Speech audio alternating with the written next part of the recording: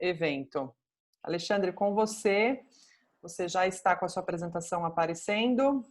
Vamos começar então. Ótimo. Muito Primeiro, obrigada, bom dia. pessoal. Bom dia a todos. É um prazer estar aqui novamente com vocês, Marcelo e Rasquilha, mesmo que virtualmente. É um prazer revê-los novamente. Pela apresentação de hoje, eu vou trazer uma grande novidade que está acontecendo aqui, que é uma coisa muito nova, que é um novo modelo de inovação. Esse modelo de inovação, ele não é nem melhor, nem pior, e nem difere dos demais. Mas é um modelo que foi feito pela ISO que tem um foco muito grande em questão de negócios, de business.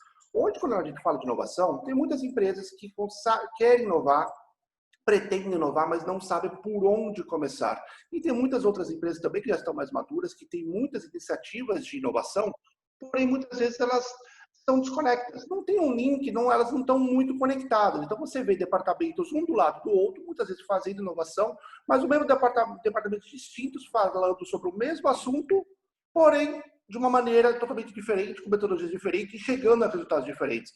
E essa norma vai justamente trazer essa ideia dessa norma, justamente trazer esse link, para conseguir ajudar as empresas a inovar de uma maneira mais rápida e mais assertiva.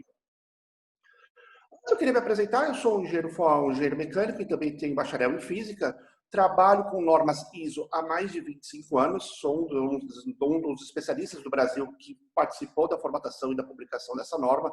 Como a própria Marcela falou, eu fiz alguns cursos na Inova, um deles o de Trends Innovation, pós-MBA, e também da quarta revolução industrial, o qual eu tive a oportunidade de participar junto com o Caleb, que está aqui junto com a gente também nessa live. E desde então, eu estou fazendo vários eventos para falar sobre essa norma. Mas, afinal, o que é essa norma? Do que se trata essa norma? Para quem não conhece, a ISO, só para deixar todo mundo no mesmo contexto, a ISO foi uma organização que nasceu no pós-guerra com o intuito de reestruturar as empresas. Quando a gente pensa no final da Segunda Guerra Mundial, nós tínhamos dois viés. Nós tínhamos a Europa, principalmente França, Alemanha e Inglaterra, totalmente devastadas, sem emprego, sem indústria, com as indústrias totalmente destruídas, e no outro lado do Pacífico, duas bombas atômicas que caíram justamente em dois centros fabris, um centro naval e o outro centro militar, que era Nagasaki e Hiroshima. Então, com isso, o mundo não tinha empresas, não tinha indústria. E não tendo indústria, você não teria emprego, não tendo emprego, as pessoas não têm renda, e não tendo renda, possivelmente poderia haver uma nova guerra. Foi nesse contexto que a ISO nasceu. Então, ela nasce com o DNA de formatar as empresas em termos de gestão. Então, desde o começo, ela sempre se preocupou com a questão de gestão das empresas, ou seja, de business. Apesar de aqui no Brasil ela tem um rótulo muito forte em questão de burocratização das empresas, ela nunca nasceu com esse viés. Ela nasceu sim com o viés de ajudar as empresas a conseguirem se reestruturar, ter uma nova gestão e ter uma nova eficiência para conseguir garantir que todo mundo tivesse recursos e, com isso, a sociedade como um todo acabaria criando. Essa norma ela foi um consenso de 63 países. Hoje a ISO está presente em 164 países. Ela só perde para duas grandes organizações do mundo. Uma é a FIFA e a outra a ONU. E a ISO é a terceira organização que está mais presente em países no mundo todo. E vocês podem ver que ela tem uma diversidade de lugares muito grandes, como o próprio Brasil, Estados Unidos, Rússia, China, Índia, Oriente Médio, Austrália. Então, vários países em vários lugares participam dos comitês. Essa norma, ela foi digamos assim, ela foi projetado com 63 grandes práticas de 63 grandes países que ajudaram de formas diretas ou indiretas para formatar essa norma. Então, quando a gente pensa em inovação, a primeira coisa que a gente fala muito em inovação é a questão da diversidade. Quando eu trago uma forma diferente de fazer um sistema de gestão, uma gestão para inovação, onde eu trago 63 países, 63 culturas distintas para dentro de uma metodologia, isso mostra que essa metodologia vai conseguir falar diversas línguas, vai conseguir trazer para dentro de si várias formas de pensar diferente. Isso vai acabar enriquecendo a nossa inovação. E a norma, lembrando um pouquinho do histórico da norma, ela começou a ser estudada, os primeiros estudos que teve foi em 2008. Mas aí você deve pensar, fala, poxa, Alexandre, mas inovação é uma coisa que existe há tanto tempo. Inovação, existem várias políticas, várias formas de fazer inovação há muito mais tempo antes de 2008. Mas por que em 2008 a ISO entendeu que precisaria se debruçar nesse assunto e entender o que estava acontecendo de inovação no mundo? Além quando a gente pensa em 2008, a gente lembra muito da questão das crises dos bancos, da crise bancária, da crise mundial, e isso impulsionou muitos negócios, mas também mudou muito a forma de fazer alguns outros negócios. Mas nesse ano também aconteceram duas grandes inflexões, que às vezes a gente acaba não lembrando. Uma delas foi recebido do iPhone, o primeiro smartphone, que nasceu no segundo semestre de 2007, onde foi a ISO, onde o grupo de estudos de inovação da ISO entendeu desde o princípio que o iPhone, o primeiro smartphone, não era necessariamente um telefone. Ele também não era um aparelho onde eu faria ligações, onde eu acessaria a internet, ou eu usaria ele para, por exemplo, mandar SMS. Mas sim, na verdade, eu poderia instalar programas nele. E a partir do momento que eu instalo programas nele, eu posso fazer negócios. Ele se torna uma plataforma de negócios. E no momento que ele se torna uma plataforma de negócios, a maneira de eu fazer business com meus clientes, fornecedores, com todo o meu ecossistema, acaba mudando. E se muda, aí a ISO ela tem um contexto muito de business, ela falou, poxa, preciso olhar essa transformação de uma maneira um pouco mais próxima para ver se isso pode impactar ou não nas empresas. Mas também apareceu outra coisa nesse ano, a primeira aplicação de blockchain. Em 2008 foi lançado o Bitcoin, que era uma forma de transferir valores financeiros peer-to-peer, ou seja, de uma pessoa de um ponto para o outro, sem ter a necessidade de intermediários. Com isso a ISO entendeu. Olha, por um lado, tem uma plataforma que pode fazer negócios de uma maneira diferente, que é o smartphone. Por outro, uma forma diferente de pagar as empresas. Então, eu não preciso mais necessariamente de ter intermediários nesse meio para intermediar o pagamento. Então, isso muda a forma de fazer negócio, isso vai mudar a minha forma de business. Então, eu preciso olhar para isso, para ver essas transformações e ver se isso pode mudar ou não a maneira das empresas fazerem inovação com base em negócios. Foi levantada uma série em todos os países que participam, foram levantadas as melhores práticas, entre elas teve uma do Brasil que também participou, e de 2013 a 2015 começou a se costurar uma metodologia para fazer inovação com base nessas melhores práticas desses 63 países que participaram. De 2015 a 2017 foi feito vários drafts, e em 2018 o draft final, o rascunho final da norma foi para votação, onde todos os países participam em termos de consenso. Ou seja, tudo quando a gente fala da ISO significa que é consenso, então vocês vão ver que muitas vezes existem algumas definições que para um país pode estar certo.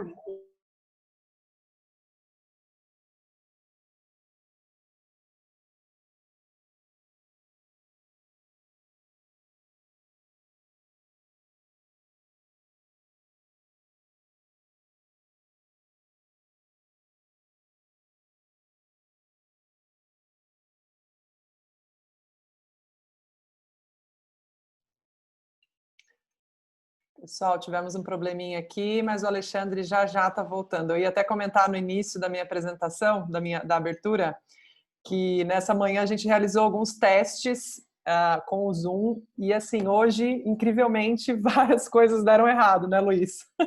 Então, uma delas está aí, essa conexão de indo e vindo, mas o Alexandre com certeza já está voltando, pessoal. Bom dia, gente. O Zoom hoje está instável. Não sei porquê, mas hoje tem algum problema que o Zoom está instável. Ele está reiniciando, está caindo e reiniciando. Vamos lá. Já voltou. Vamos lá. Alexandre, tudo certo? Tudo jóia. Eu falei que tem que ser com emoção. Sem emoção não tem graça, né, Marcelo? Oh, meu Deus.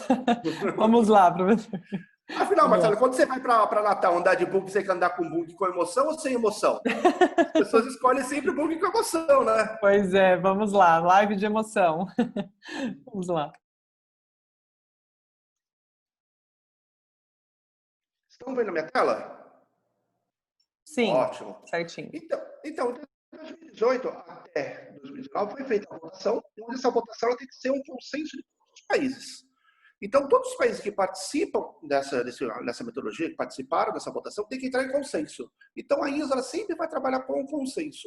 Mesmo que exista uma definição que talvez um país ache melhor e outro talvez não ache tão interessante, se não houver consenso, ela não entra nessa metodologia. Então, ela é o consenso desses países. Em 2019, exatamente há um ano atrás, a norma foi publicada e anunciada em Genebra, na Suíça, hoje onde nós temos na versão inglês e francês, que são as línguas oficiais da ISO, que não são as línguas oficiais da Suíça, né? Hoje, a ISO ela trabalha com a definição de inovação o seguinte tema. Para ela, a inovação pode ser um produto, serviço, processo, modelo, método ou a combinação de qualquer uma delas. O conceito de inovação é caracterizado por novidade e valor. Isso significa que ideias e invenções sem a manifestação de valor não são inovações. Então, o que isso quer dizer? Ela traz para o conceito de inovação uma questão muito de business, que a minha inovação tem que gerar valor de uma forma direta ou indireta para a minha empresa. E a inovação, ela tem que trazer uma coisa substancialmente diferente. Ela tem que trazer uma novidade diferente para dentro da minha empresa. Caso contrário, isso não vai ser caracterizado como novidade, como inovação, mas sim como melhoria. Então, por exemplo, quando eu falo, olha, eu mudei o layout da minha empresa, eu mudei o setup da minha máquina, ganhei muito valor com isso, porque eu consegui produzir muito mais com muito menos. Isso para ela não é inovação. Mas se eu trago, por exemplo, metodologias da indústria 4.0, que são novidades no mercado, trago isso para dentro da minha empresa e mudo o meu processo, eu consigo ter um rendimento muito melhor no meu processo, e isso ela entende que é inovação. Essa definição é uma definição que é muito alinhada com a questão de negócios, de business, ou seja, de uma maneira direta ou indireta, para isso, inovação é emitir nota fiscal no final do dia. E na vida, essa norma, essa metodologia é apoiada em grandes 8 pilares que, durante as pesquisas, entendeu-se que se eu tenho esses 8 pilares, a forma de eu fazer inovação de uma maneira orgânica na minha empresa se torna muito mais fácil. Lembrando, muitas vezes nós estamos falando de várias empresas, de vários países distintos. Então, muitas vezes, um tema, talvez um pilar, talvez não seja muito fácil aqui para o Brasil, mas talvez para um país como a China, talvez seja muito difícil de implementar. E isso mostra que a norma ela tenta olhar todos os aspectos e todas as culturas possíveis. E dentro desses pilares, eu destaco a abordagem por processos, que, ou seja, nós temos que ter processos bem definidos para gerar inovação. E quando a gente pensa em processo, a primeira pergunta que me faz é o seguinte: o processo pode burocratizar a empresa, ela pode engessar a empresa e pode matar a criatividade. Sim, isso realmente pode acontecer, portanto que durante a implementação e durante a empresa deixe isso acontecer. Se a empresa usar metodologias ágeis, usar ferramentas ágeis e trazer sempre a questão do ecossistema de inovação para dentro da sua empresa, o teu processo não vai morrer e não vai deixar de gerar inovação. Isso a gente pode ver, por exemplo, das empresas que ficam no Vale do Silício. Todas elas, Facebook, Google, Amazon, Microsoft, a própria Apple, todas elas têm processo para lançar seus produtos, têm processo para gerar inovação. E todas elas são empresas ágeis, todas elas são empresas vistas pelo mercado todo como empresas extremamente inovadoras. Então isso mostra que o processo pode sim ajudar. Portanto, que eu olho isso com muito carinho. Outro ponto também que é bem interessante desses pilares é a questão da direção estratégica. Eu tenho que ter indicadores para mensurar isso. Porém, indicadores de indústria são muito fáceis de fazer. Produto conforme versus não produto conforme. A reclamação de cliente versus insatisfação do cliente. Isso é muito fácil. Inovação, isso já não é tão fácil de fazer.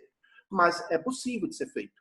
Então, a questão de direção estratégica tem que se pensar com muito cuidado, justamente para você ter indicadores que possam dar algum retorno para a tua empresa e possam realmente dar respostas, dar informações para você conseguir gerar inovação de uma maneira muito orgânica na tua empresa. Outro ponto que também chama bastante atenção é a gestão de incertezas. A gente pensa muito na nossa empresa, principalmente no planejamento estratégico, a questão de gestão dos riscos. Por exemplo, eu tenho um risco de uma disruptura no mercado, eu tenho um risco de um fornecedor talvez não fornecer um produto da maneira que eu gostaria. A gente pensa sempre em matar esse risco, em mitigar esse risco, garantir que esse risco não aconteça. Nesse framework, ela pensa o risco como uma incerteza, porque o meu risco ele pode ser uma ameaça para o meu negócio, mas também ele pode gerar uma oportunidade. Por exemplo, pandemia, algo que nós todos estamos vivendo, praticamente nos últimos 6 meses, nós estamos vivendo isso de uma maneira muito assídua, de uma maneira muito presente.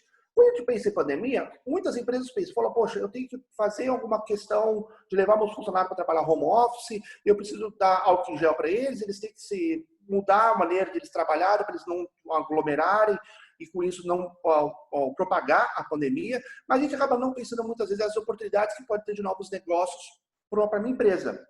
Então, isso é um exemplo de mostrar que, às vezes, coisas ruins que acontecem podem gerar novas oportunidades. Então, a gente tem que sempre ter um viés de pensar no risco como uma ameaça, para não deixar que ela aconteça, e também uma oportunidade, que aquilo pode ajudar a minha empresa. Depois eu tenho, por último, a gestão de insights, que é exatamente um funil de inovação que todos vocês conhecem de uma forma ou de outra. A norma também traz o funil de inovação para dentro da sua metodologia. Mostrando para vocês exatamente como é que é o framework da ISO. A ISO ela pensa no funil de inovação.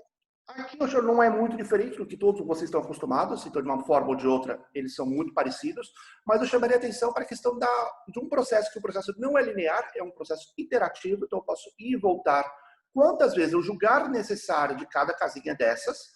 Por exemplo, eu vou para o desenvolvimento e descobrir que não tenho tecnologia. Eu posso voltar para uma etapa anterior e esperar ter essa tecnologia para poder lançar a minha inovação. Mas o ponto que eu chamo muito a atenção de vocês é a questão da validação.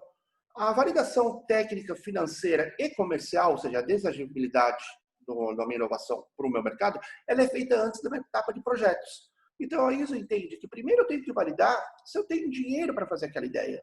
Se o mercado quer aquela ideia, e se realmente eu consigo colocar aquela ideia em prática, antes de ir já para a etapa de projetos. Que muitas ideias nós vemos que acabam se perdendo muito tempo na etapa de projetos para o cara descobrir que ele não tinha dinheiro, não tinha budget, ou que o mercado não queria aquela ideia.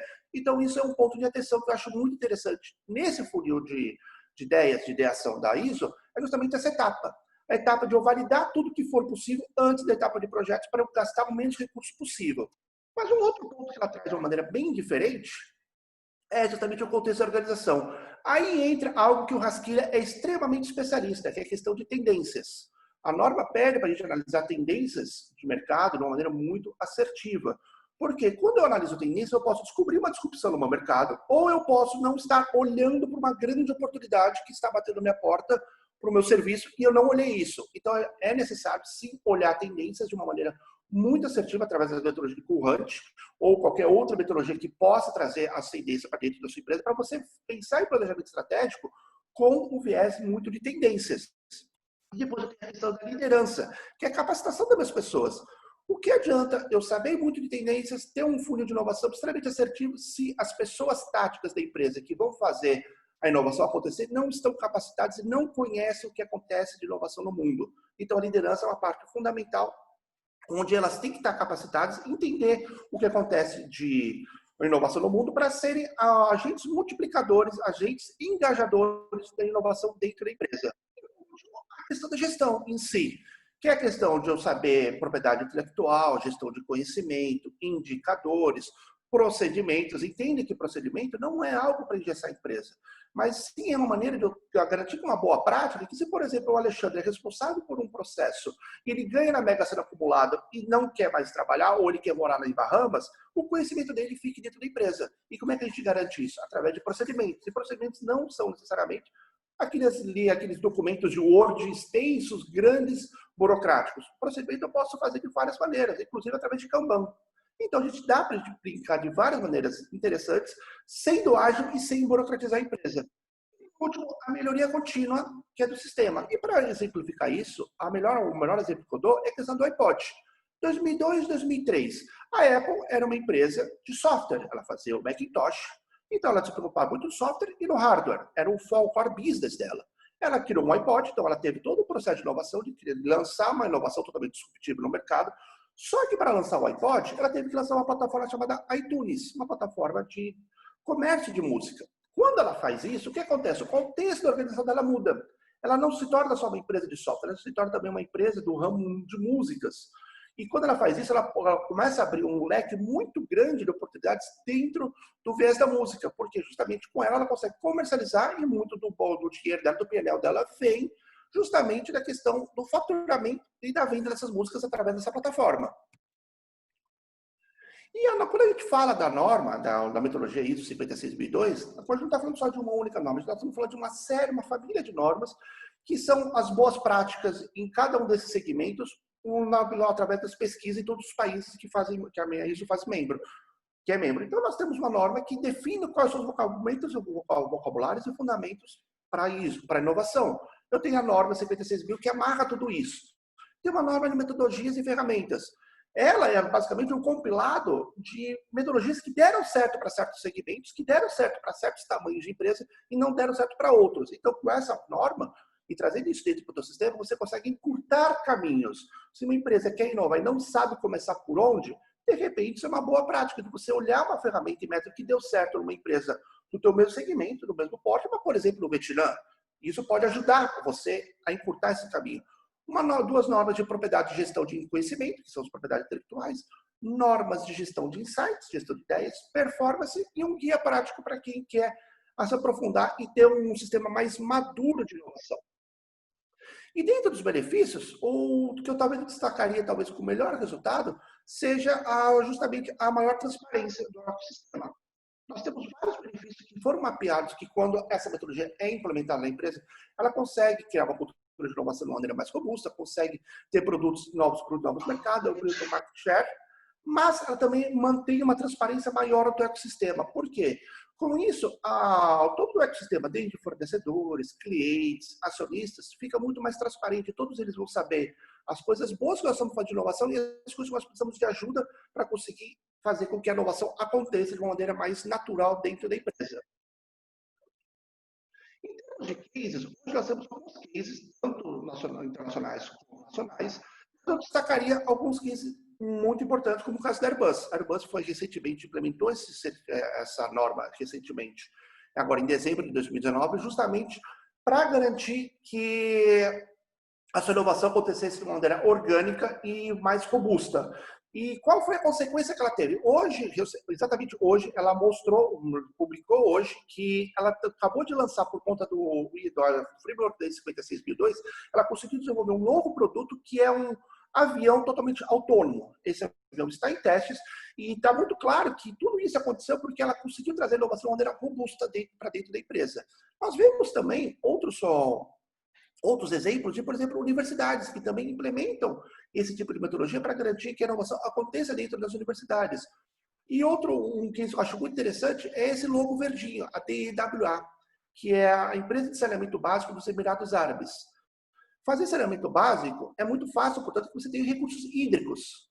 Para um lugar, no meio do deserto, que você quer fazer um serviço de altíssima qualidade, só que não tem a matéria-prima essencial, que é a água, a gente precisa gerar muita inovação para conseguir garantir produtos de boa qualidade, serviços de boa qualidade. E foi aí que a DWA entendeu que esse framework poderia ajudá-lo justamente a criar inovação de uma maneira orgânica e conseguir fazer uma inovação em serviços de altíssima qualidade sem ter necessariamente recursos hídricos à disposição. No Brasil, nós já temos alguns cases de implementação. O primeiro case que nós temos é na Massaferro, uma empresa de transformação de nylon. Ela é uma empresa que fatura em dólar na faixa de $500 milhão por ano. É uma empresa que tem um faturamento significativo. E ela conseguiu essa implementação exatamente em julho de 2019, quando a norma foi realmente publicada. A gente vinha fazendo esse trabalho junto com ela. E ela conseguiu a certificação justamente na mesma semana que a norma foi publicada. E em final de dezembro de 2019, ela fechou o PNL dela e descobriu que 9% do faturamento que ela teve foi advindo de novos produtos e novos serviços que ela lançou por conta desse framework. Então, quando a gente fala de uma empresa que fatura $500 milhão por ano, eu estou falando de uma inovação de 9% desse faturamento não viria se não fosse por inovação. Isso mostra como a inovação é extremamente importante no mundo de hoje e como a inovação pode se trazer muito faturamento para as empresas. E outro ponto que outra empresa que foi também recentemente certificada é a Atento. A Atento é a maior empresa de call center do mundo, de contact center do mundo, e ela entendeu que o mercado dela está sofrendo disrupções muito grandes. Cada vez mais nós vamos ter atendimentos através de metodologias, de ferramentas, e vai ter uma transformação digital muito grande nesse mercado. Então ela entendeu que se ela precisaria trazer um framework robusto, que falasse diversas línguas, que fosse um framework internacional, porque a Atento está presente em vários países, e com esse framework ela conseguiria gerar inovação de uma maneira muito mais assertiva e conseguiria linkar todas as iniciativas de inovação, porque ela tem vários departamentos de inovação em vários lugares do mundo, mas muitas vezes esses departamentos não conversam entre si. Uma vez que você tem um framework desse, ele garante que toda essa comunicação seja feita de uma maneira mais assertiva e todo mundo consiga minimizar recursos e fazer algo mais rápido, de uma forma mais ágil. Para fechar a apresentação, aqui é basicamente um resumo do que seria a norma. Então, a norma pode ser implementada em vários lugares, em vários países, em vários tamanhos de segmentos de empresas, em vários portes de empresa. Eu também posso implementar essa norma num departamento, 2 departamentos da empresa toda, em várias filiais, em uma matriz, mais 2 filiais. Eu posso aplicar ele como um Lego da maneira que eu quiser. Mas uma coisa que eu chamo a atenção é a questão da utilização da lei do bem. A lei do bem pode ser utilizada, sim, para a implementação de uma norma dessa, ela pode ser utilizada para incentivar a inovação e, com isso, a empresa pode conseguir um ROI muito alto, primeiro, pela lei do bem e, segundo, por todos os processos e serviços novos que ela pode conseguir por conta de uma implementação do framework internacional como esse. essa é a minha apresentação que eu teria, justamente para deixar as pessoas na mesma página. E eu acho que agora o interessante é justamente a gente fazer uma discussão, abrir isso para uma explanação, para a gente estimular a troca. E acho que é nessa troca que eu acho que a gente vai conseguir ganhar bastante informação, né?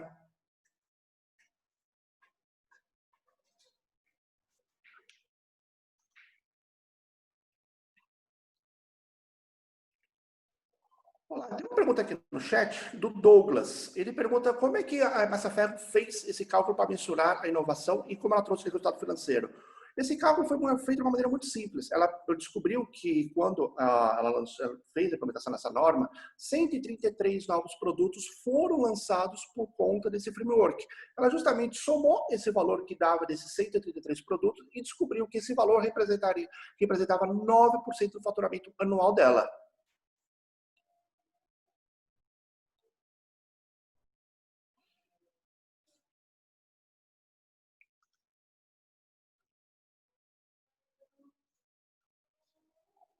Com relação à inovação, Rasquilha, você que é um expert em inovação, o que você acha quando um framework desse traz a questão de tendências? Algo que poucas pessoas conhecem, mas é tão essencial para o nosso mundo de hoje, né?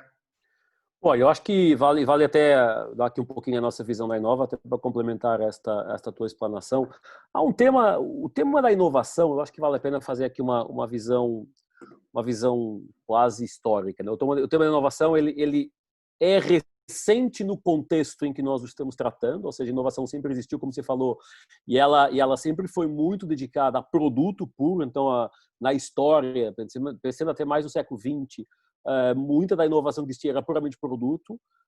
Os últimos 20 anos, início do século principalmente, mas os últimos 20 anos tem trazido uma discussão da inovação um pouquinho mais aberta para a gestão. Então, se fala em gestão da inovação, então, acho que esse é o tópico. E mais recente ainda, eu diria que nos últimos 10, 12 anos, a importância de colocar a inovação, a gestão da inovação dentro da cultura, por um lado, e alinhada com o contexto, por outro. E aí entra a questão das tendências, a questão do mapeamento de cenários, que nós na Inova chamamos futuro, tendências e inovação. A gente chama que o Trends Innovation é algo que o innovation faz sentido quando está suportado em trends. Nós temos feito isso e temos provado isso ao longo dos tempos, que quando você adota a inovação baseada, orientada por aquilo que as tendências e os cenários te dão, a probabilidade de acerto é muito maior e, portanto, há uma redução de ambiguidade. Por isso é que as tendências servem exatamente para fazer isso.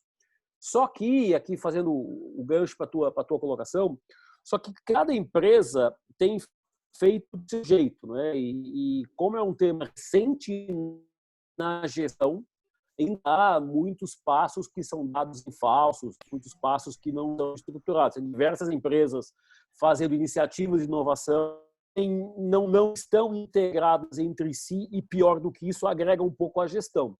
Eu sempre dou o caso, não tenho nada contra os hackathons, mas há um tempo atrás eu estava no hackathon de uma empresa, fui parte do júri da empresa, da mesa final, um monte de ideias legais, um monte de gente legal, fazendo muito trabalho legal, e eu perguntei depois no final, o CEO estava do meu lado, eu perguntei, e aí, agora o que você vai fazer com essa informação toda no seu dia a dia? Não pensávamos nisso. Então, há muita iniciativa que está desconectada entre si. Não estou falando que é a hackathon especificamente. O hackathon pode ser muito bom ou muito ruim, dependendo do que você faz com ele depois. Mas quando se fala em inovação aberta, o Open Innovation, quando se fala em entrada em ecossistemas de startups, de indústrias criativas, se isso não for estruturado num alinhamento estratégico, por um lado, do que a empresa quer fazer e o que ela pretende fazer com a inovação, se não tiver minimamente orientado por aquilo que o mercado está dizendo, portanto, cenários e tendências, a gente corre o risco de fazer um monte de iniciativas que, de repente, quando chega no topo da companhia, seja presidente, seja conselho, elas parecem estar uma galera gastando tempo e dinheiro e não está chegando em lugar nenhum. E o que a gente tem sempre falado e tem trazido, quando a gente fala na framework de inovação, nós temos a nossa, da Inova, estruturada, desenvolvida ao longo de 12 anos de trabalho, aplicada em diferentes clientes, que basicamente ela tem 3 grandes pilares. Tem um pilar de alinhamento estratégico, ou seja, não faça inovação se o seu planejamento estratégico de negócio não considerar a inovação como mais uma ferramenta de apoio ao negócio. Ou seja, não adianta querer começar uma jornada de inovação se depois o resultado dela não for para X, melhorar a relação com o cliente, lançar novo produto no mercado, reduzir turnover, enfim, tem um conjunto de possibilidades. O segundo pilar, olhar para a futura tendência, cenários de médio e longo prazo e as tendências do teu negócio. Quando você cruza esses dois, você finalmente consegue identificar os temas que a inovação deve tratar. Quando se fala em inovação corporativa, cultura de inovação, vai dizer, bom, pessoal, vamos gerar ideias. Não, elas têm que estar alinhadas com algo. O que é esse algo? O alinhamento estratégico da companhia e os temas que nós entendemos que são relevantes para a companhia. E uma ISO, porque quando você fala em ISO, eu acho que muita gente, que você próprio fala, quando a gente fala isso, putz, ferrou, porque agora vem aí 200 páginas de regra que juntamente com o compliance torna ainda mais engessado, desculpa a expressão, ferrou, não vale nem a pena fazer porque não tem nenhuma liberdade. Eu tenho sempre falado que a inovação que está alinhada com o compliance é uma inovação mais correta, portanto a conformidade, não significa que a inovação tenha a sua liberdade, pode falar, não pode fazer. Espera um pouquinho, vamos ver se pode, se não pode, em que intervalo de conformidade pode fazer. Eu acho que o grande desafio, quando se fala numa inovação, porque ela parece até aparentemente antagônica, né? ISO para inovação, formata essa e qualquer processo para uma coisa que tem que ser criativa. Eu acho que o grande desafio que existe hoje, principalmente mais até da Palas, tentar fazer o equilíbrio entre aquilo que é uma norma de conformidades ou uma norma de benchmarks, como se falou, uma norma orientativa do que deve ser feito, e o risco de cair num engessamento tão grande que ferra com a inovação. E as ISOs nascem exatamente para formatar, para padronizar, embora isso deva ser padronizado. Eu tive uma ideia para onde é que ela vai, quem é que avalia, quem dá feedback, quem põe para rodar ou não no mercado. E isso sim tem tudo o resto de geração de ideias e mapeamento de cenários e tal, que é mais difícil enfiar dentro de uma forma, porque as tendências não são diferentes do meu, as tendências são as mesmas.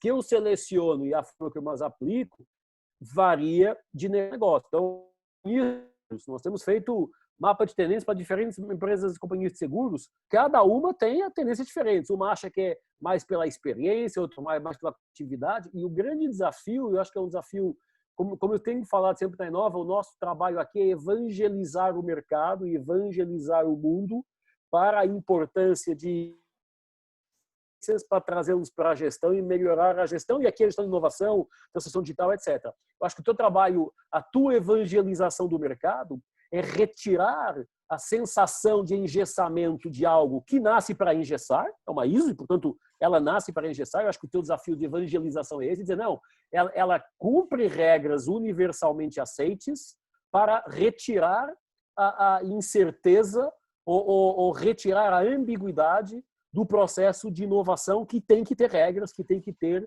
dinâmicas. Então, eu vejo muito essa discussão que a gente vai tendo às vezes, de dizer como é que a gente consegue colocar dentro de um processo de cultura de inovação a ISO como mais uma ferramenta para dar segurança e para dar certeza, do que o medo de dizer, puta, os caras vão engessar e se vier um engenheiro colocando a ISO em pauta, essa mais mas ainda a cabeça de engenheiro é essa, a tentativa de rotinar o processo. Eu acho que esse é o grande desafio que as ISOs todas trazem, e a de inovação mais ainda, porque ela entra num território onde a criatividade e a incerteza fazem parte. Quando se fala em prospective e foresight, é incerteza o tempo inteiro, para tentar minimizar e reduzir. Eu acho que o grande desafio, não sei como é que as pessoas estão aqui assistindo, temos 30 e poucas pessoas nos assistindo, como é que elas também enxergam isso nos seus próprios negócios. Porque há uma discussão aqui que não é ferramental, que é de argumento junto dos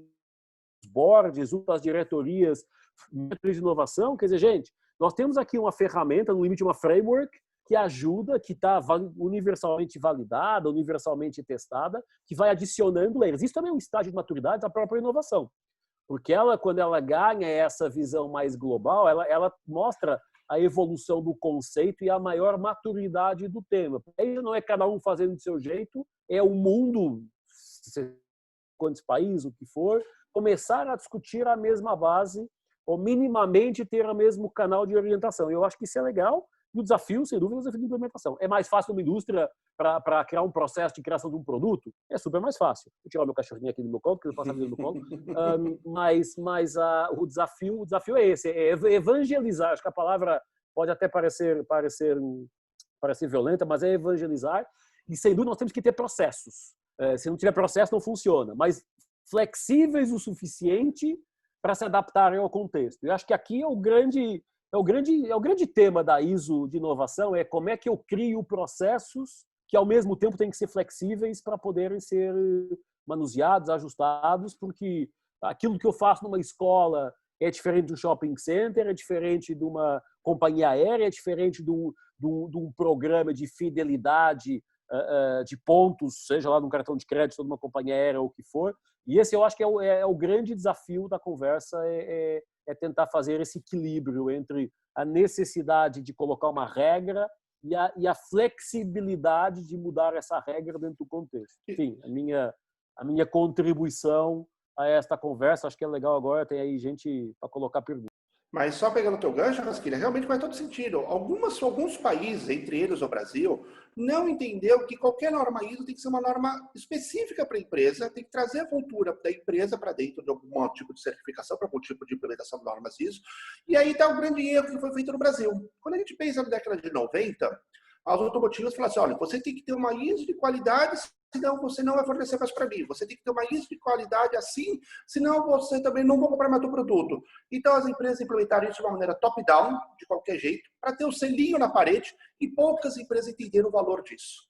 E o que isso resumiu? Um monte de processos copiados e colados do teu vizinho, que ou você copia a cultura do teu vizinho para você, não vai dar certo. Se eu copiar a minha cultura para o meu vizinho, também não vai dar certo. E foi criada uma burocratização muito grande, porque era um monte de procedimentos para passar na prova, mas que não agregavam nada para a empresa. Então, se eu passo na prova e não aprendi nada, para que serve isso? Não serve para nada. Esse é o ponto, porque em algum momento se desvirtua a origem do caso da iniciativa. Mas deixa eu fazer um comparativo. Por isso que eu falo em estágio de maturidade da inovação.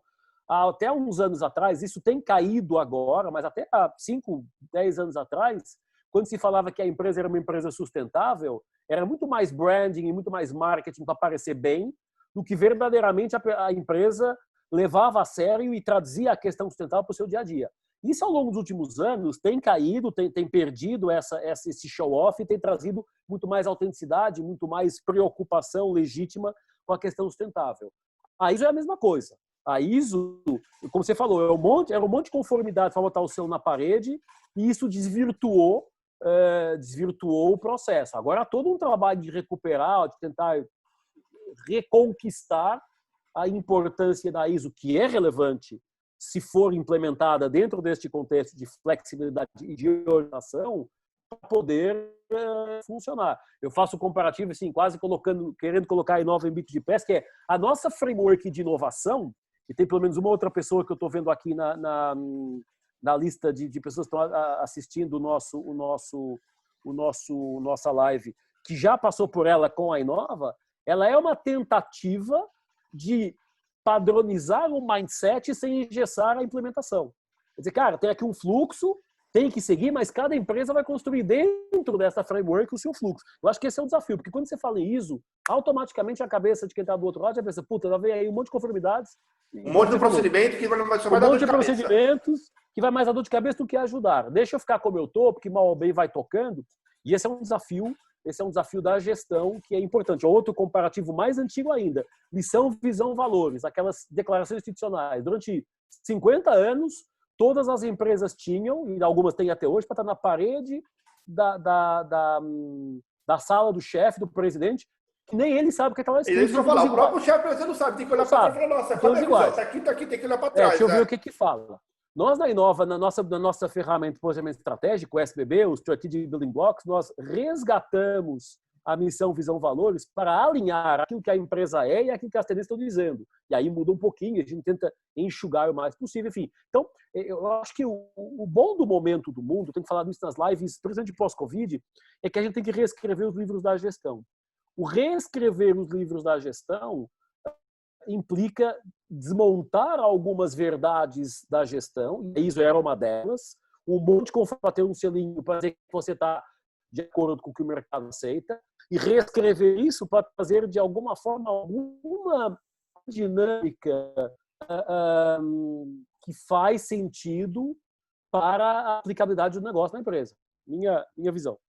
Exatamente, Casquilha. E quando você pensa, por exemplo, numa ISO de inovação, eu burocratizar a qualidade, bem ou mal, eu consigo lançar produto. Eu consigo fazer um produto. Pode ser burocrático, pode ser, mas talvez eu não dê o resultado que eu gostaria, mas eu até consigo lançar. Mas quando a gente fala em inovação, isso não é possível. Se eu burocratizar o processo, eu não vou ter criatividade. Não, uma inovação vai demorar tanto tempo para chegar no mercado, que quando chegar no mercado não vai ter de valia mais nenhuma. Então, mais do que nunca, essa norma ela tem que ser implementada e tem que ser vista de uma maneira que faça sentido para a cultura.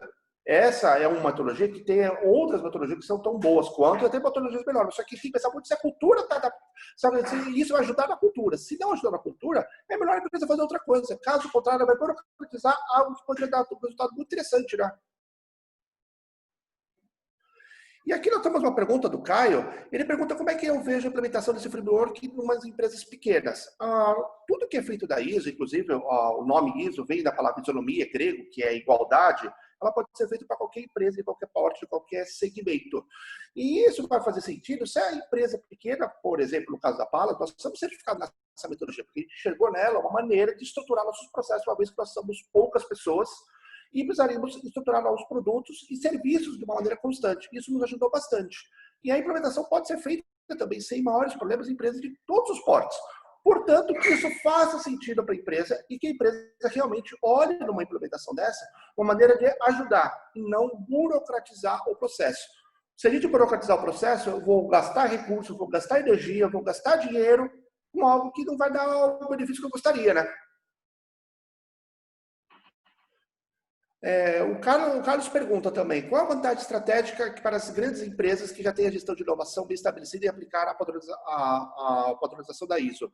Eu posso dar um exemplo de uma implementação que eu participei, da Atento. A Atento era uma empresa que tinha um departamento com inúmeras inovações, em vários departamentos fazendo várias inovações diferentes, porém um departamento não conversava com o outro.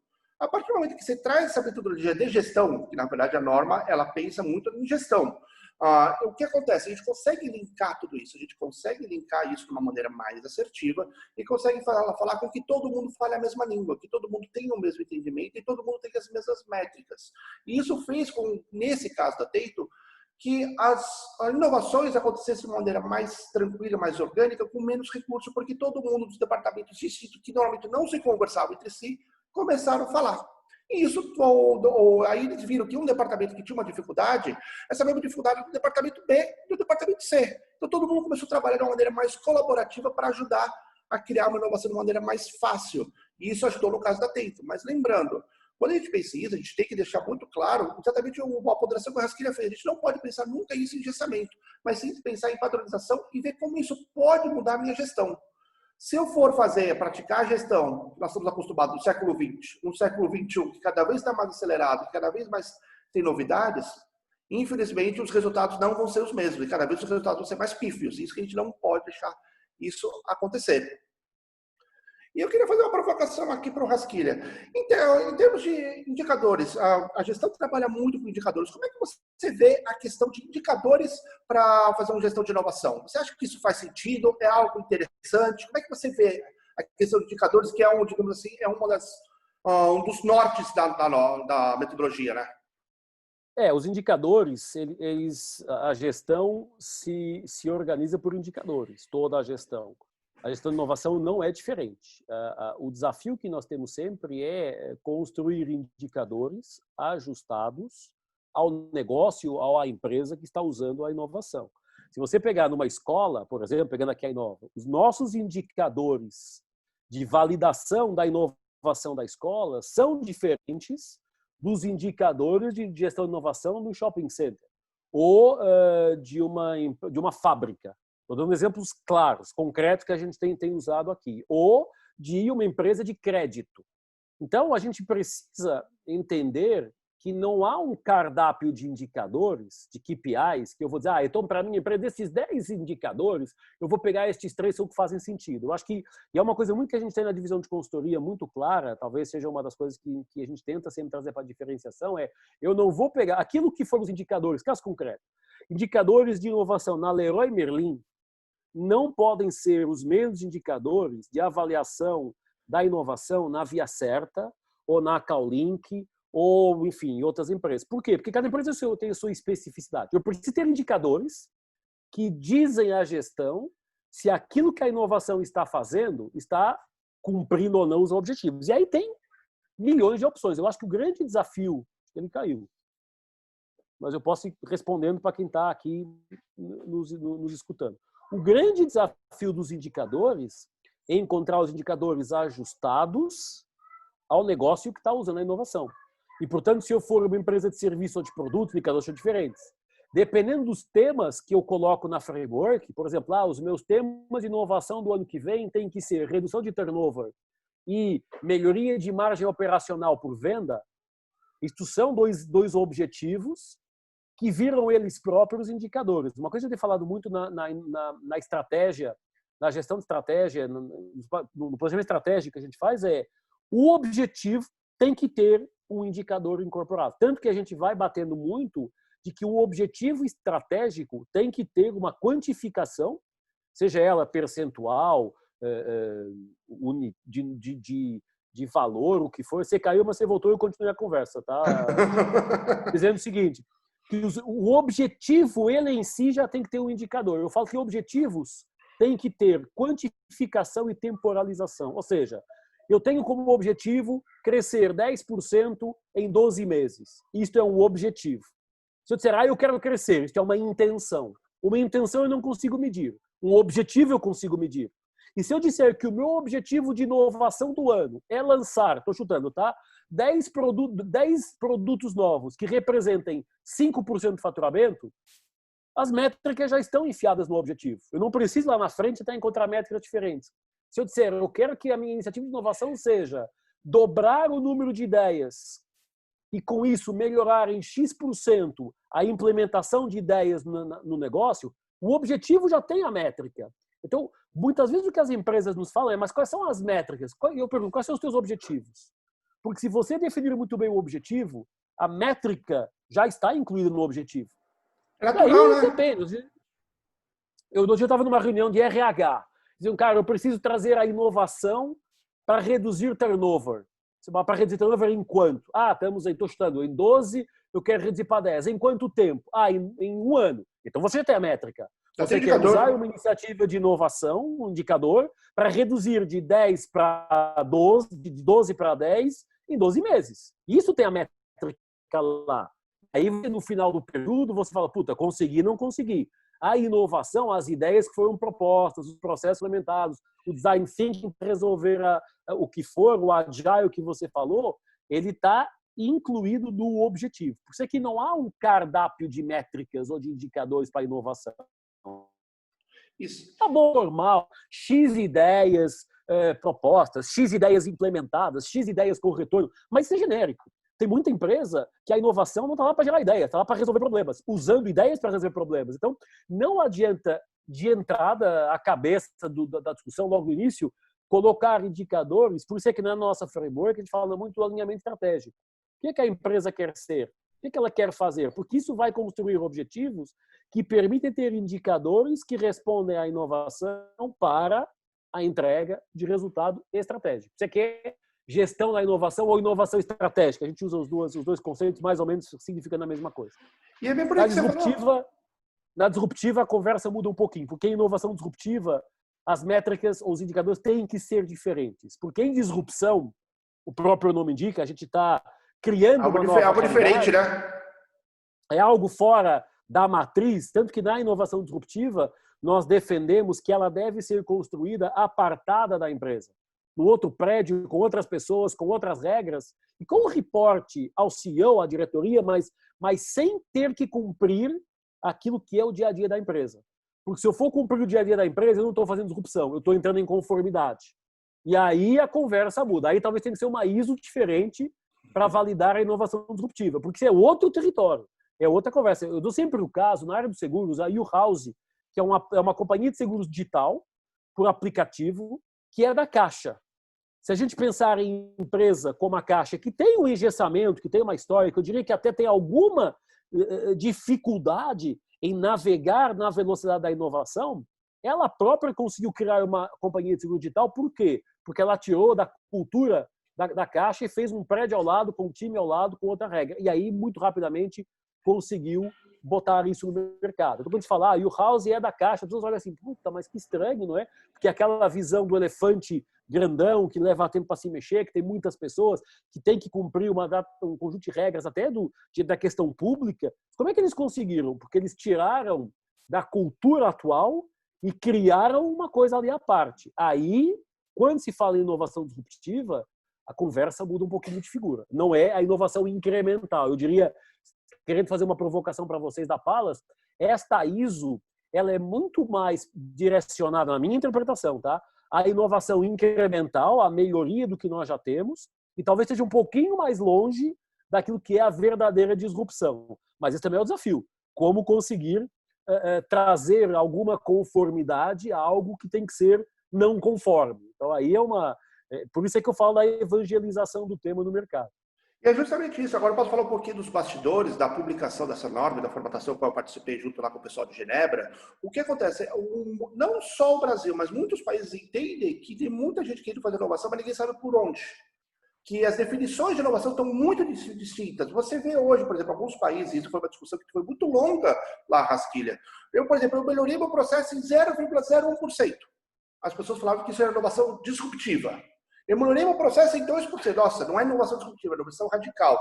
Então, o pessoal não conseguia entender exatamente onde começa uma melhoria, onde termina uma melhoria, onde começa uma inovação incremental, onde começa uma inovação radical e onde começa uma disrupção. Então, essa discussão, pelo que parece, demorou-se muito mais tempo entender alguns conceitos do que necessariamente fazer um modelo de gestão. Então, essa conversa foi muito nesse sentido, de começar a definir essas métricas, né? Definir aonde começa uma e termina a outra. Nós cristalizamos na Inova as definições de inovação, e inovação, você lembra do pós-MBA, como ideia nova em ação. Então, a definição de inovação está contida na palavra e nós não rejeitamos, mas colocamos de lado tudo o resto de definição de inovação que não seja isso. Ideia nova em ação. Algo que tem que ser criado, que seja novo no mercado, seja implementado. Agora, como é que a gente tempera essa definição? Com os tipos de inovação, e nós também aí fomos radicais em classificar em 3 tipos. Incremento pontual, eu pego uma coisa, eu melhoro essa coisa e acabou a conversa. Incremento permanente, eu pego essa coisa um produto, um serviço, um processo que for, e eu faço melhoria contínua ajustada ao contexto, ou disrupção. Então a gente tirou, porque tem inovação radical, inovação arquitetural, é tudo a mesma coisa. Incremento versus disrupção. Incremento pontual permanente versus disrupção. E a partir do que nós fizemos isso, ficou muito mais claro os territórios onde a gente usava. Porque, como você falou, cada autor tem a sua definição, e eu não estou dizendo que nós somos melhores que os outros. Nós acreditamos que esse é o melhor caminho. Mas tem autores aí de elevadíssima credibilidade tendo definições de inovação de 3 linhas. Nem ele sabe de cor. É para botar bonitinho no livro. Eu tenho um cardápiozinho de 25 definições de inovação, nenhuma tem menos de 2 linhas, 3 linhas, de todos os autores do mundo. Então, a gente fala, se já é complicado a definição, fica mais complicado entender o que a gente está falando. Ideia nova em ação é direto ao ponto. Depois, você pode melhorar uma vez, pode melhorar sempre, pode fazer disrupção. A partir deste nosso entendimento de inovação, fica mais fácil trafegar no território e não ficar baralhado, misturado entre o que é inovação radical, inovação de melhoria, inovação disruptiva, inovação arquitetural. O cara que inventou inovação arquitetural. É tão complicado o conceito que nem eu entendi. Então, é importante simplificar a questão. Eu tinha um cliente há muitos anos que dizia: quem explica já perdeu. Se eu tenho que explicar muito, é porque ou a coisa não é boa, ou a coisa não está bem desenhada. Simples o suficiente, desenhado para a pessoa entender numa pegada. Tanto que na Inova, no MBA, a gente fala, cara, não venha com um projeto de MBA com mais do que 20 páginas, eu não leio. Porque o grande objetivo hoje é de simplificação. E é muito mais difícil fazer as coisas simples. Fazer coisa complexa é fácil, né? Porque nós fomos formatados para encher linguiça, desculpa a expressão, que é, vamos fazer um superbook, 200 páginas para dar robustez. Agora, uma coisa com 200 páginas é robusta, então merece credibilidade. Isso também é uma crítica ao próprio mundo acadêmico, que sempre foi muito do conteúdo ao quilo e não necessariamente o conteúdo pela sua relevância. Então, esse é um desafio também, e aí não só da inovação, mas da gestão como um todo, é simplificar o processo e deixar muito claros os conceitos. Para nós, está muito claro o que é inovação e os 3 tipos: incremental pontual, incremental permanente e disrupção. Tudo o resto, nós meio que deixamos na gaveta. Não é uma coisa que a gente fala, está errado, não está errado, mas me parece complexo. E num tema que a gente quer evangelizar o mercado, nós temos que simplificar a forma como ele se apresenta, sob pena de querer ficar ali no nicho de mercado, que não é isso que faz as empresas rodar. E isso aconteceu muito, Casquilha, no momento de definição dessas definições, durante a ISO, a gente via país com as definições mais complexas possível. E a ISO chega exatamente nessa linha. Tem que ser uma coisa nova, caracterizada por novidade e gerar valor. A única diferença é que ela falou que tem que trazer valor para a empresa, direto ou indireto, mas tem que ser caracterizado por novidade. Isso foi uma briga muito grande entre os países, que todo mundo queria ter as definições de novidade, de inovação das mais diversas possíveis. Tanto que a norma ela não especifica inovação arquitetural, que você falou, a gente ouve falar também de inovação criativa, inovação tecnológica, tudo isso não existe na norma. Ela tem inovação radical, incremental e disruptiva. Ponto. Só essas 3 e mais ou menos setado, e ela deixa a cargo para a empresa definir onde começa uma e termina a outra, justamente para não engessar e não burocratizar, porque a gente do Brasil, para nós pode fazer sentido uma coisa em termos de radical. Talvez para a Coreia do Sul, talvez isso não faça sentido, talvez para a França isso não faça sentido. Então ela deixa claro que a empresa tem que definir onde começa os limites e onde termina os limites da outra, porque justamente vai saber que vai gastar energia. Se eu vou gastar energia numa coisa disruptiva que eu lanço o produto a cada 2 anos, será que para minha empresa vale a pena eu fazer isso? Ou vale a pena eu gastar em coisas em inovação incremental que semanalmente eu estou gerando alguma coisa nova para o mercado? Aí vai depender de cada empresa. Mas eu queria trazer também para uma discussão o seguinte aqui, Rasquilha. Quando a gente pensa no Brasil, a década de 90 foi muito pautada pela corrida da qualidade. Nós perdemos a corrida da qualidade. É só ver como é que nossos produtos muitas vezes são vistos lá fora. Tem produtos lá fora que têm uma qualidade muito maior, de países muito menores e uma capacidade muito menor que a nossa.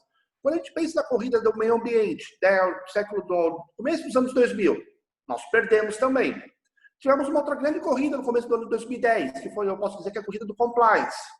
Essa vamos pular, né? E agora, eu diria que a partir de 2014, 2015, houve uma corrida muito grande com relação à inovação. Como é que você enxerga o Brasil no cenário mundial? Você acha que essa corrida nós também vamos perder? Ou temos capacidade de, pelo menos, não chegar em último, mas, sei lá, chegar em quarto, quinto lugar? Há 2 pontos que eu queria chamar a atenção para essa questão exatamente que você falou, que é o papel do Brasil. O Brasil tem um estudo, acho que é do World Economic Forum, que fala que o Brasil é o chamado inovador ineficiente. O que isto significa? É um país, e aqui falando em país, obviamente, que tem capacidade criativa, é um país que consegue gerar ideias, é um país que consegue criar e colocar de pé iniciativas, mas que depois esbarra numa burocracia ou numa ausência de regulamentação que cria mais barreiras do que ajuda. Isto é, o Brasil, aliás, todos sabemos o que é a dimensão burocrática do país. Eu falo que a burocracia, o francês inventou, o português adotou e o brasileiro aprimorou. Porque aqui a coisa, vamos lá. Isso é um limitador. Isso é um limitador. Não só no Brasil, tá? É um limitador. Eu acho que o Brasil tem dado passos nos últimos anos para tentar desburocratizar, para tentar tornar mais simples e para tentar minimizar esta pesada burocracia que torna o país um inovador ineficiente. Ou seja, que o cara tem a ideia, mas leva 3 meses para conseguir criar a empresa. Se só consegue vender para grandes empresas quando tiver 12 meses ou 24 meses de vida. Cara, o cara não vai sobreviver. Isso é um problema grande que algumas empresas estão tentando contornar com ajuste de regras de compliance, etc. Então, esse é um tema, como você falou, foi o da corrida da qualidade, foi a corrida do compliance, agora é a da inovação, e tem uma outra em causa, em paralelo também, que é a da transformação digital, que é outro tema que está aí na ordem do dia, é das áreas que nós temos aí de maior crescimento nesses últimos 2 anos da companhia, que é a necessidade de entender o que significa transformação digital e como ela pode ser implementada nas empresas. Tanto é que eu acho que o Covid veio acelerar estes 2 temas. O da importância da inovação para a sobrevivência da empresa e da transformação digital para a atualização da empresa. E uma leva a outra, porque a gente está começando a discutir um novo conceito, que é o de inovação digital, que é mais um step dentro desta conversa. Então, para responder, o Brasil tem muita iniciativa, felizmente tem muita empresa e muitas pessoas fazendo um trabalho bem feito. Há uma genuína vontade de fazer acontecer. Tá bom, não somos um Vale do Silício, não somos uma Estônia ou não somos um Israel, mas tudo bem, chegaremos lá. Há iniciativa de querer colocar Campinas como um eixo de inovação tecnológica, Floripa como um eixo de inovação, de startups, etc. Então, o próprio Recife, com as iniciativas de lugares abertos, de ecossistemas criativos, de startups. Então, há iniciativas e me parece que este momento de mudança que nós estamos vivendo, fruto do Covid, vai acelerar as iniciativas de inovação, de transformação digital e a busca por treinamento, por conteúdo, por capacitação neste tema. Por quê? Porque a gente agora não tem mais tempo para testar e ver o que dá. Nós temos que testar e dar resultado.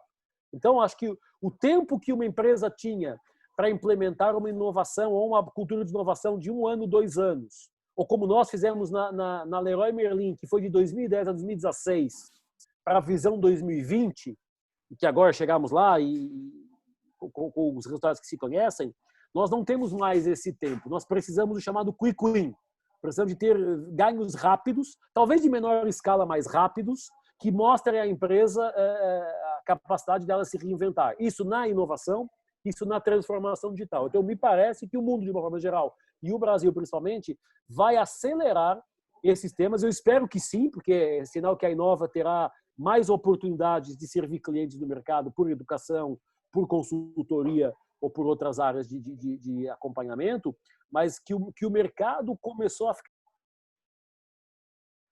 mais atento e mais maduro para o tema, apesar de precisarmos ainda resolver algumas dinâmicas. Mas nas curvas de crescimento, ou nas curvas de velocidade de acelerar, das curvas exponenciais, a regulamentação, e aí vem regulamentação, lei, burocracia, institutos públicos, etc., vem na base da conversa, são sempre os últimos. Tanto que a inovação anda à frente da regulamentação. A inovação aparece e depois tem que fazer todo um trabalho para que a regulamentação acomode esse tema. Exemplo, quem trabalha na área industrial. Existem hoje chips que podem ser colocados nos colaboradores, não para medir produtividade, mas para medir sinais vitais. Para ver se a pessoa está bem e tal, na linha de produção, e não criar um acidente para ela ou para os colegas. O Ministério Público do Trabalho não tem nenhuma regulamentação que autorize ou que permite considerar esse tema. E não é por falta de tecnologia, é porque a regulamentação não se ajustou para dizer, puta, de repente faz sentido um chip, se o cara tiver com cansaço, pressão alta, visão embaçada, açúcar no sangue, sei lá, isso pode aumentar a probabilidade de erro, de acidente e numa linha de produção industrial, dependendo das máquinas que estão operadas, de fatalidades. Imagina uma siderúrgica. Uma siderúrgica com acidente pode ter. O regulador ainda não está preparado para essa conversa. Alguém tem que começar essa jornada. Isso leva tempo. A área da educação, a gente via o EAD, e na cabeça do regulador do Ministério, o EAD era educação à distância gravada. Pouco tempo atrás, eles entenderam que o EAD também pode ser como nós estamos fazendo aqui, ao vivo e online. Então, isso leva o seu tempo e as instituições de regulamentação, não só no Brasil, tá? Não é só uma questão brasileira, no mundo, elas vivem sempre um passo atrás do que a inovação está fazendo. Talvez porque o Covid criou uma pressão sobre as empresas, obrigou as empresas a refazer os seus negócios, obrigou a pensar diferente, talvez isso ganhe outra velocidade que eu acho que é legal de trazer. Rasquilha, você falou uma coisa do Covid que me lembrei de um tema. Algumas pessoas que são estudantes de inovação, e você é uma delas, por isso que eu queria saber a sua opinião, falam que faltava para o século XXI acontecer um grande ponto de inflexão para a gente botar o pé no século XXI. Querendo ou não, a nossa educação, que você falou, é muito pautada no século XX, Revolução Industrial lá de trás. A maneira que nós trabalhamos também da mesma forma. A maneira que nós nos locomovemos da mesma forma. Então, ou seja, está no século XX, digamos assim, já passou praticamente 25% do século XXI e nós ainda pensávamos no século XX. Você acha que o Covid, tentando ver o lado positivo das coisas, se é que dá para ver algum lado positivo, tentando ver o copo meio cheio, você acha que ele pode ser esse momento, pode ser essa transformação? Sim e não. Vou te explicar por quê. Eu tenho feito algumas palestras e começo com uma frase bastante provocadora. Eu falo, o Covid não mudou o mundo. E a pessoa olha assim, como assim? O Covid acelerou uma transformação que já estava em curso. E tem, antes do Covid, dois anos, duas iniciativas que mostram a mudança deste mundo. 2007 é a chegada do iPhone. E todos sabemos o que o ecossistema do smartphone trouxe de mudança às nossas vidas pessoais e profissionais. Tudo está no app, estamos hoje falando aqui, porque lá em 2007, a chegada do iPhone materializa duas coisas de backstage, que é informação disponível digitalmente, 94% da informação do mundo em 2007 atingiu a possibilidade de estar disponível digitalmente. Eu tinha um iPhone e eu tinha ao que me conectar. Eu tinha um BlackBerry e eu não tinha ao que me conectar. Eu tinha o Nokia Communicator, eu não tinha ao que me conectar. Com o iPhone eu comecei a ter ao que me conectar. E de 2007 a 2016, há uma mudança comportamental na conexão das pessoas, fruto dos aplicativos, das redes sociais, etc., que faz o World Economic Forum falar da quarta revolução industrial, o poder da conectividade. Estes dois fenômenos começam uma jornada de dizer negócios, pessoas, formas de trabalho têm que ser revistas. Só que o Covid veio dizer, ou vocês reveem isso, ou vocês não sobrevivem. Então eu falo que o Covid acelerou uma transformação que já vinha de trás. E deu o balde de água fria a todo mundo, que é, meu amigo, independente do seu negócio, transformação digital tem que estar na conversa. Independente do seu negócio, olhar para a futuro tendência tem que estar na conversa. Independente do seu negócio, estar digitalizado tem que estar na conversa. Independente do seu negócio, pensar diferente e pensar a inovação alinhada com o contexto tem que estar no seu negócio. Então, o Covid, em 2020, eu falo que este século tem 3 mudanças, 2007, 2016, 2020. iPhone, com tudo que está ali, com as leis de processamento, armazenamento e transição de dados que permitem ter informação digitalizada. Quarta revolução industrial, que é a mudança comportamental para a conectividade. E o Covid, que é dizer, gente, agora adote novos pressupostos. Então, o Covid é, eu diria, a terceira peça do quebra-cabeças para a mudança, porque até agora, até março deste ano, nem todo mundo acreditava que inovação era importante, que mapeamento de cenários era importante ou que transformação digital era importante. Achavam legal, mas era uma ínfima parcela as empresas que estavam utilizando isso. Acho que ele caiu de novo. Essa dinâmica de mudança. E o Covid veio ajudar a mudança. Eu acho que esse é o grande aprendizado. Obviamente não podemos glorificar o Covid, tem muitas pessoas infectadas, muita gente que infelizmente perdeu a vida, muita gente que recuperou felizmente também, mas se tentarmos extrair alguma coisa positiva deste Covid, é o que todo mundo chama o novo normal, é uma nova forma de trabalho, é uma nova forma de funcionamento. Eu vou já emendar aqui, porque o Alexandre caiu, ele voltou agora de novo. Alexandre, depois você vê na gravação a resposta, tá? Você caiu de novo. Mas tem aqui uma pergunta que veio pelo Facebook, né? O que acontece com a empresa depois de 1, 2, 3 anos que a empresa conclui a construir com a Inova? Nós, na Inova, temos uma visão de consultoria que é um pouquinho diferente das consultorias que estão no mercado. O que uma consultoria dita normal tenta fazer? Vender coisas atrás de coisas para nunca mais sair de dentro da empresa. Nós fazemos exatamente o contrário. Nós transferimos conhecimento, transferimos capacidade, treinamos e colocamos as pessoas que, no momento certo, nós sairmos e, pontualmente, se necessário, fazer alguma atualização. Leroy Merlin saiu em 2016, nunca mais voltamos lá. Fomos lá em 2018 fazer uma palestra de atualização. Séculos da Amazônia, de BH, saímos em 2017, nunca mais voltamos lá. Porque as pessoas, agora temos 2 ou 3 pessoas deles que vão estudar com a gente. Como é que o trabalho é mantido? Eu sempre mantenho uma conversa, a gente mantém uma relação próxima com os nossos clientes, eu acho que isso é uma das nossas características, mas sempre tentando ajudá-los a se atualizarem. Dizer, bom, agora o que aconteceu de novo? Acreditamos, temos aí 2 ou 3 clientes já nos sinalizando, que agora no pós-Covid temos que fazer algumas atualizações de conhecimento, porque mudou muita coisa. Então, a lógica de inovação mudou, ou pelo menos a forma de inovação mudou, e nós temos trabalhado com eles numa lógica muito mais de mentoria, acompanhamento, do que propriamente nos mantermos lá dentro fazendo coisas. A gente é exatamente, quanto mais cedo eu for embora, melhor para o nosso cliente, até o que ele já está rodando a sua vida. Então, isso é muito a base de treinamento, de conteúdo disponível nos nossos websites, do nosso Inova Day, que é um dia que nós temos, agora vai ser em outubro, dia 24, 23, 24 de outubro, em que nós reunimos todo o time, reunimos as pessoas e fazemos atualizações. Então, é muito por atualização de conhecimento, de competências, que nós mantemos o trabalho. A não ser que o cliente fala, cara, agora eu preciso fazer o estágio 2. Por exemplo, uma framework de inovação tem uma fase 1. Ela pode passar para a fase 2, para a fase 3. Nessa evolução de fases, nós entramos na conversa. Mas, tipicamente, nós somos depois de consultoria, a nossa divisão de consultoria, que transfere o conhecimento, transfere as metodologias, transfere a experiência e deixa que o cliente depois toque a sua vida, às vezes com a gente ajudando, outras vezes com outros concorrentes ajudando e muitas vezes tocando a sua vida sozinho, o standalone sozinho. Tá, bastante emoção aqui desse lado, viu, Rasquilha? O pessoal não quer que eu converse com você, não, viu?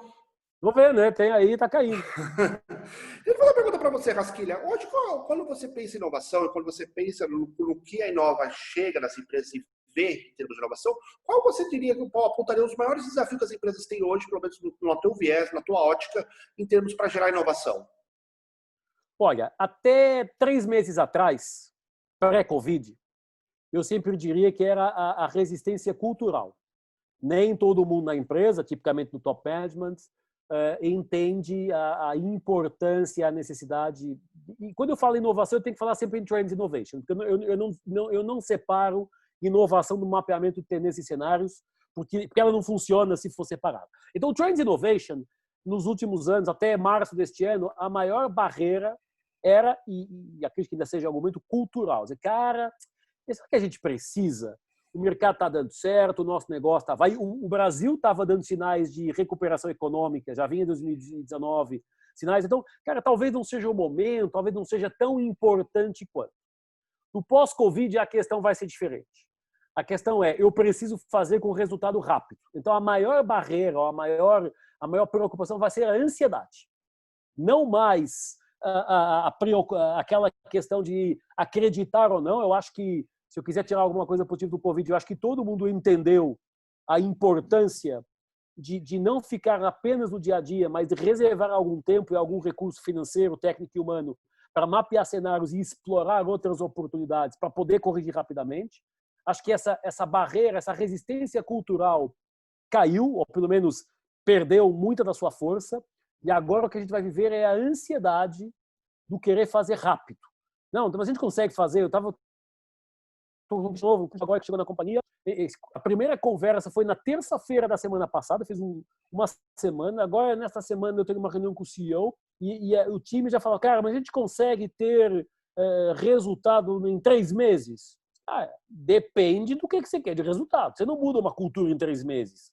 Mas agora eu acho que a maior dificuldade que o Trends Innovation vai enfrentar é a ansiedade de resultado rápido. Ele tem que gerar resultado rápido, mas ele leva tempo para gerar resultado. Então, mais uma vez, aqui este paradoxo. Não acho que algum gestor em sã consciência fale que inovação e transformação digital não são importantes para o negócio deles perante o contexto que o mundo nos jogou. Eu acho que se alguém falar isso, é insano e não tem mais como estar na frente de uma companhia, porque, o que eu falei, inovação não é mais vantagem competitiva. Inovação agora é sobrevivência. Ou você faz, ou você está fora do mercado.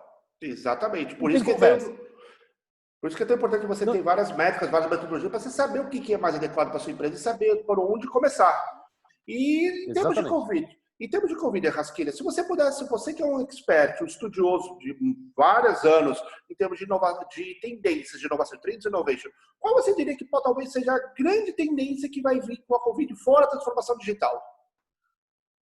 Olha, nós colocamos, nós fizemos um white paper que tem 10 tendências pós-Covid, que fica, vou pedir a Marcela e ao Caleb para fazer um favor só de colocar aqui no chat para todo mundo o link do Inova Consulting dos downloads, do paper das tendências e do paper das 10 dicas práticas, porque um junta no outro. Ou seja, as tendências estão definidas, estão mapeadas, o que eu faço com isso? E eu vou fazer um resuminho aqui, enquanto o Caleb e a Marcela tentam fazer, senão depois, enquanto você fala, eu vou no... Vocês não estão conseguindo, eu vou no site e eu puxo e ponho aqui os links. Que é o seguinte, há 3 grandes clusters de tendências pós-Covid. O cluster tecnológico, ou seja, a tecnologia terá ainda mais peso na nossa vida, isso significa conectividade, redes sociais, aplicativos e toda uma dinâmica de trabalho e aprendizado diferente. O cluster humano, a maior preocupação com o ser humano, com a humanidade, com estarmos juntos, com a solidariedade. Aí, as dicas práticas e as tendências. Perfeito. Vocês podem baixar esses dois papers, que são o resumo que eu estou falando aqui, tá? E um cluster ligado à mudança econômica e de negócios, porque tem novos hubs, tem um novo modelo de gestão sendo pensado e empresas ganhando com isso e empresas perdendo com isso.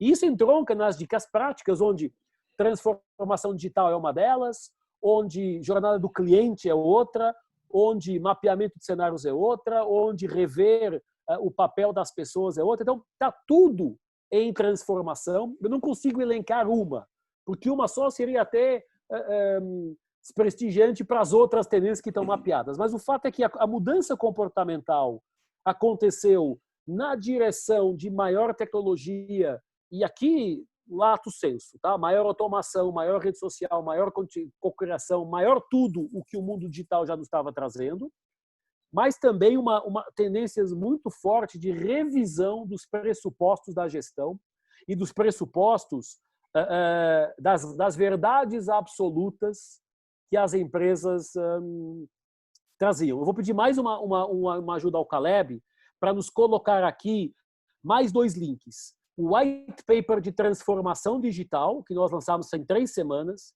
e o white paper de Agile, de Full Agile, que lançamos faz mais tempo, mas que é logo o primeiro. Porque aí, quem tiver paciência e vontade, obviamente, eles estão disponíveis no nosso website para quem quiser fazer download da divisão de consultoria, com tendências pós-Covid, dicas pós-Covid, transformação digital e Full Agile, são alguns conteúdos que tentam amarrar melhor, ou pelo menos dar mais dicas de como navegar neste pós.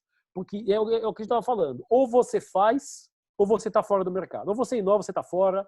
Ou você faz transformação digital, ou você está fora. Ou você mapeia cenários e se antecipa, ou você está fora. E você está fora não é porque eu estou aqui dizendo, é porque o mercado está se ajustando nessa dinâmica. Tem muita empresa, tem muita startup fazendo esse movimento. Se você não fizer, já está atrás de quem está fazendo. E eu falei, Rasquinho, que você fala muito em Genebra, no grupo de estudo da ISO, que a ISO, quase ninguém sabe, mas ela tem mais de 22 mil modelos de normas técnicas. Só que dentro de todos esses modelos, existe praticamente quase 55 que são únicos exclusivamente de negócios, de business, onde são focadas em estruturar o business, por exemplo, em termos de energia, como é que eu posso economizar energia numa empresa, como eu posso falar de qualidade, como eu posso falar de compliance, anti-suborno e agora inovação. O que se comenta muito lá é o seguinte: hoje, uma empresa de qualidade é o mínimo para sobreviver. Para ela ser sustentável em termos de meio ambiente, é o mínimo para ela ter um mínimo de branding e ser uma marca desejável. Inovação agora é o que vai fazer diferença. Se você tiver inovação, você vai poder ter produtos mais baratos, processos mais baratos, coisas mais desejáveis. Caso contrário, você não vai sobreviver no mercado. E isso é o que está se falando muito lá na ISO. E até eu acho que faz todo sentido com o que você falou até agora. Por tudo que a gente conversou, tudo que a gente viu, eu acho que hoje a inovação não é mais questão de se diferenciar, é questão de sobrevivência. Ainda mais agora, no modo pós-Covid, né? Ainda mais agora.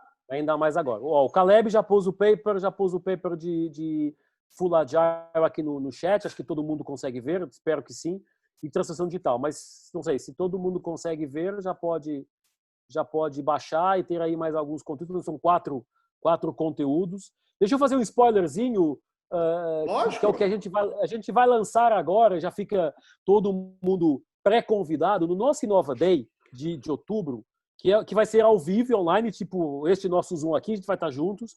Nós vamos apresentar 3 conteúdos novos, que vêm nessa sequência de pesquisa de tendência, nós fazemos todo ano. O mundo em 2030 e beyond, como eu chamo, 2030 para frente. Portanto, uma previsão, uma visão já sobre a próxima década. Um relatório sobre o futuro do trabalho, profissões do futuro e empresas do futuro.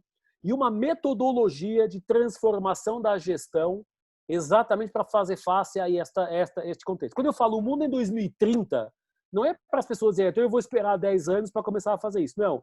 O mundo em 2030 já vai estar assim, e você precisa agora começar uma jornada de adaptação para chegar lá e estar atualizado. Então, fica o convite para quem, obviamente, se interessar pelo tema, se juntar a gente lá em outubro.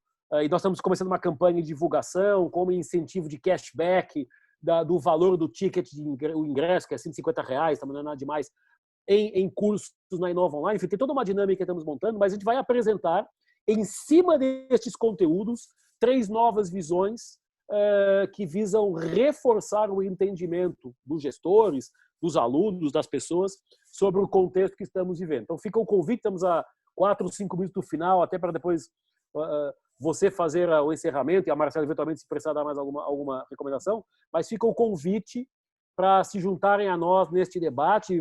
Eu vou apresentar o estudo de 2030, o Marcelo Veras apresentar o profissional para 2030, a professora Badu sobre o trabalho e as profissões de 2030, e o Norberto Tomazini da PwC vai apresentar a metodologia de transformação de gestão, que é uma coisa feita entre a Price e a Inova. A gente tem discutido muito, absorvendo muito o conhecimento da Price nessa conversa.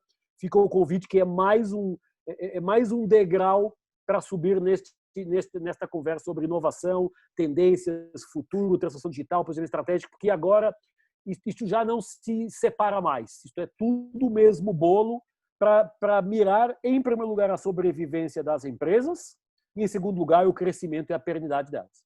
E no meu ponto de vista, Casquilha, mais do que nunca, todo mundo tem que se ajudar agora. É muito fácil a gente querer cobrar do pessoal de Brasília que faça isso ou faça aquilo, esperar que as coisas caiam do céu. Nós temos que fazer, acho que mais do que nunca, a nossa parte, nosso trabalho de formiguinha. Lógico que a Paula vai impactar 1 ou 2 pessoas, essas 1 ou 2 pessoas vão impactar outras pessoas. Vocês, de novo, vão impactar também algumas pessoas que vão impactar outras pessoas, e assim a gente consegue fazer esse país chegar onde ele precisa, onde ele deveria estar. Mais do que nunca, a inovação é essencial e a gente precisa fazer a nossa parte. Lógico que talvez a gente não consiga fazer na velocidade que a gente gostaria e nem que a velocidade que a gente acredita que a nossa sociedade precise. Porém, se a gente fizer nosso trabalho de formiguinha, e quanto mais a gente trouxer para esse ecossistema, eu acho que mais saudável vai ficar o nosso país e mais uma competição maior, a gente vai poder competir de uma maneira mais igual e mais igualitária com qualquer país do mundo, né? E o Brasil não deve nada para ninguém. O Brasil ele tem total capacidade de ser um país de primeiro mundo em termos de inovação. Basta realmente fazer nosso trabalho de base e estimular o pessoal a fazer isso, né? É isso mesmo. E agora, Marcelo, já que nós estamos no finalzinho, eu gostaria de saber se teve alguma pergunta no Facebook, algum outro tema que o pessoal quis conversar no Facebook, uma vez que eu não estou conseguindo acessar. Se alguém teve alguma pergunta que a gente acabou não respondendo, também das devidas inúmeras caídas aqui da moção da parte do meu lado aqui, né? Não, Alexandre, lá pelo Facebook a gente não recebeu mais perguntas, não. E aqui no chat, pelo que eu acompanhei, todas as perguntas feitas foram respondidas também. Então é ótimo. Acho que da minha consideração, gostaria de deixar minha única consideração final, antes de passar a palavra para vocês, Marcelo e Casquilha. Eu acho que a gente falou muito em termos da corrida da qualidade. Nós tivemos a corrida da qualidade, nós perdemos, corrida do meio ambiente, a mesma coisa, compliance, a mesma coisa, e agora vem uma corrida nova, que cada vez mais, como o Rasquilha explanou várias vezes aqui, de uma maneira muito assertiva, o Covid está acelerando muita coisa. Então, acho que a gente já falava muito de antes de Cristo, depois de Cristo. Agora a gente está falando, tem que falar antes de Covid e depois de Covid. Eu acho que a humanidade vai ser dividida muito nisso. E nós temos que fazer a nossa parte, de realmente estimular esse ecossistema para fazer com que cada vez mais as pessoas entendam que a inovação é primordial para a gente conseguir fazer esse país ser protagonista do jeito que ele precisa ser, né?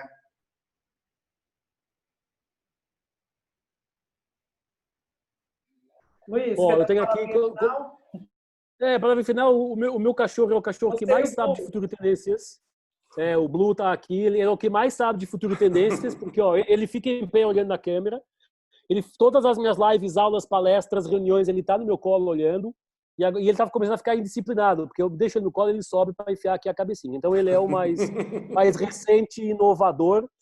Gente, do nosso lado, enfim, acho que posso falar em nome da Inova aqui com a Marcela e com o Caleb. É um prazer receber sempre estes temas. O debate é importante. Aí a Palas, obrigado pelo convite para estar com vocês nesta troca de ideias. Acho que é mais uma peça nesta evangelização do mercado para estes temas. E o convite para continuarem junto da gente no ecossistema. Tem sempre muita coisa acontecendo, muita live, muita palestra, muito evento, muito conteúdo, e todo dia estão saindo coisas novas. Então, do nosso lado, agradecer, mais uma vez, nunca é pouco agradecer as pessoas que confiam na gente e dão o seu tempo para estar escutando a gente, interagindo com a gente. Agradecer vocês aí, Palas, também pela parceria já de alguns anos nestes temas. E vamos para as próximas. Ficamos à disposição. E lógico, vamos inovar esse Brasil, que mais do que nunca a gente precisa fazer isso, né?